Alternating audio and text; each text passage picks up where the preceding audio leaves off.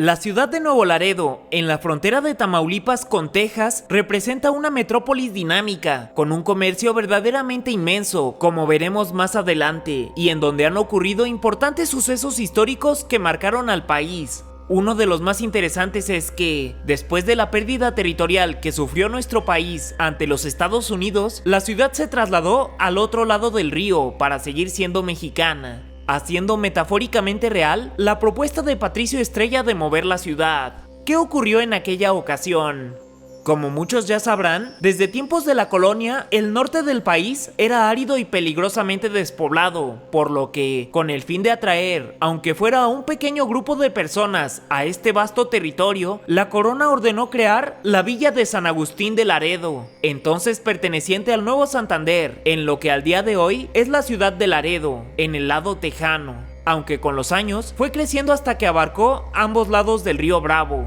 Una vez independizado México, el Nuevo Santander fue renombrado Tamaulipas, en el cual se vivió en relativa calma hasta la independencia de Texas, cuando la nueva nación soberana reclamó como suyo una gigantesca porción de tierra que carecía de cualquier fundamento y que establecía como límite el río Bravo en lugar del río Nueces. Con el reclamo tejano, el poblado de Laredo quedaba al ras de la República de Texas, en lugar de México, aun cuando los pobladores del lugar no estuvieran de acuerdo. De todas formas, México no reconoció ni el reclamo territorial de Texas ni su independencia, hasta que el Congreso de los Estados Unidos aprobó la anexión de la República de Texas a la Unión Americana como el estado número 28, que, mañosamente, abarcaba todo el territorio demandado por la República de Texas. Así, el conflicto pasó de ser entre México y la región de Texas a ser entre México y los Estados Unidos, derivando en la primera intervención estadounidense, que finalmente perderíamos.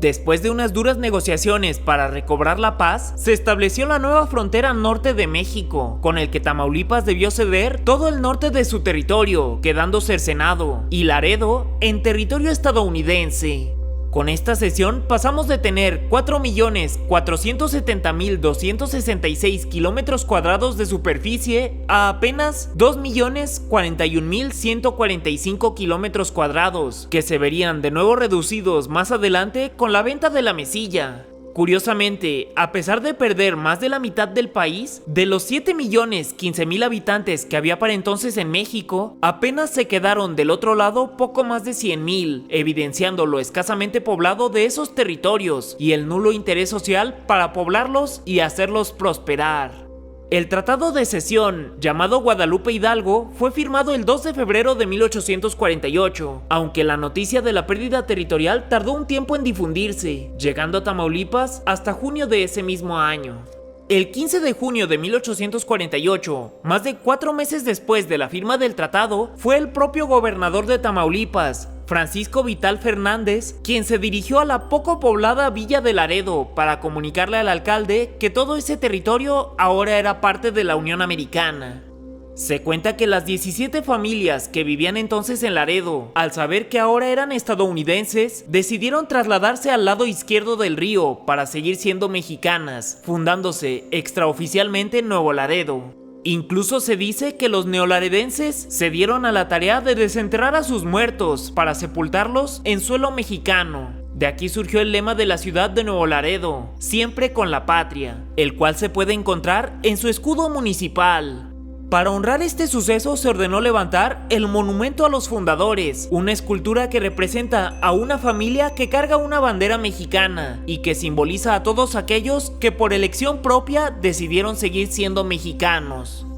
Aunque de la fundación de la ciudad no quedaron registros documentales, o al menos no que hayan sido descubiertos hasta la fecha, el día que se ha adoptado como la fundación oficial de Nuevo Laredo es el 15 de junio, que desde 1848 se celebra año con año sin falta.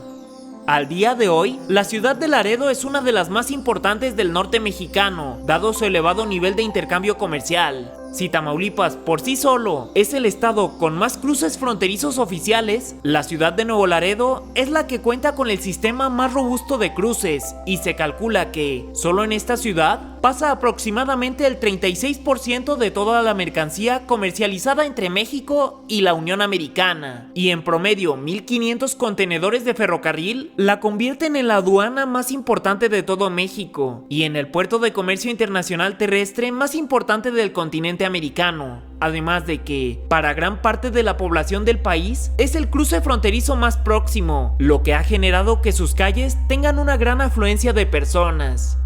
Del otro lado de Nuevo Laredo, en territorio estadounidense, se encuentra su ciudad gemela, Laredo, Texas, con la que forma una estratégica zona metropolitana internacional conocida coloquialmente como Los Dos Laredos o Lare 2. Su división, que en lugar de ser el estándar, Estados Unidos en el norte y México en el sur, aquí es lateral, con México al margen izquierdo y Estados Unidos del lado derecho, lo que ha derivado en un chiste local que reza: ¿en qué Laredo estás? ¿Qué piensas al respecto? Para mí, Watchers, yo soy Snooty Aaron y tenemos una cita todos los martes, jueves y domingos a las 8 p.m. en este canal, así que no lo olvides, suscríbete y activa la campanita. En esta sección donde pocos llegan, encontrarás todas las fuentes, créditos y referencias, por si gustas checar alguno.